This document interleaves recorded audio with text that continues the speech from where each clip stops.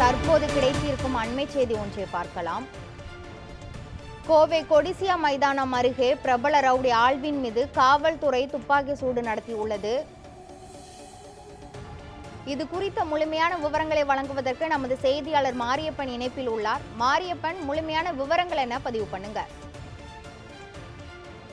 கிருஷ்ணவேணி கடந்த ஆண்டு பிப்ரவரி மாதம் கோவை பந்தயசாலைக்கு உட்பட்ட பகுதியில் கொலை வழக்கு ஒன்று பதிவாகி இருக்கிறது. குறிப்பாக சத்யா பாண்டி என்பவரை கொலை செய்த வழக்கில் கிட்டத்தட்ட 8க்கும் மேற்பட்டோர் கைது செய்யப்பட்டிருக்கிறார். இதில் ரவுடி ஆல்வின் என்பவரும் முக்கியமானவர். கடந்த நாகர்கோவிலை சேர்ந்த ஆல்வின் இந்த வழக்கு தொடர்பாக கைது செய்யப்பட்டு நீதிமன்றத்தில் ஆஜர்படுத்தப்பட்டு பிறகு வெளியில் வந்திருக்கிறார். இந்த வழக்கு தொடர்பாக இந்த வழக்கின் விசாரணை கோவை நீதிமன்றத்தில் நடைபெற்று வரக்கூடிய சூழ்நிலையில் இந்த வழக்கு தொடர்பாக ஆல்வின் ஆஜராகாமலேயே இருந்து வந்திருக்கிறார்.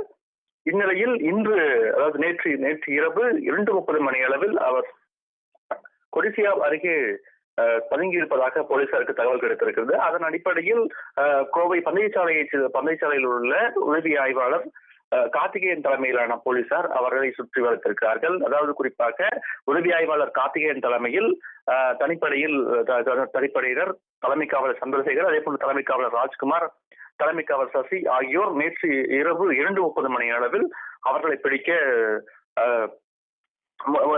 ஆல்வினை பிடிக்க முயற்சித்திருக்கிறார்.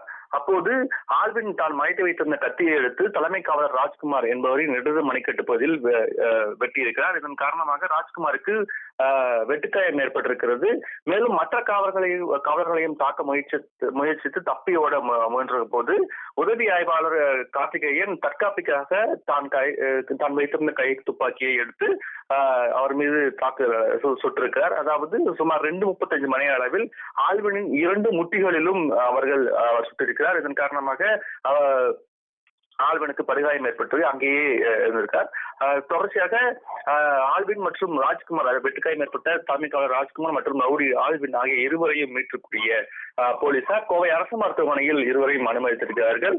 இதன் தொடர்ந்து இருவருக்கும் சிகிச்சையானது அளிக்கப்பட்டு வருகிறது. மேலும் இருவருக்கும் தற்போது நல்ல நிலையில் இருக்கிறார்கள் எனவும் போலீசார் தரப்பில் தெரிவிக்கப்பட்டிருக்கிறது. கடந்த ஆண்டு நடந்த கொலை வழக்கு தொடர்பாக ஆஜராகாமல் இருந்த ஆல்வின் மீது தற்போது துப்பாக்கி சூடானது நடத்தப்பட்டிருக்கிறது.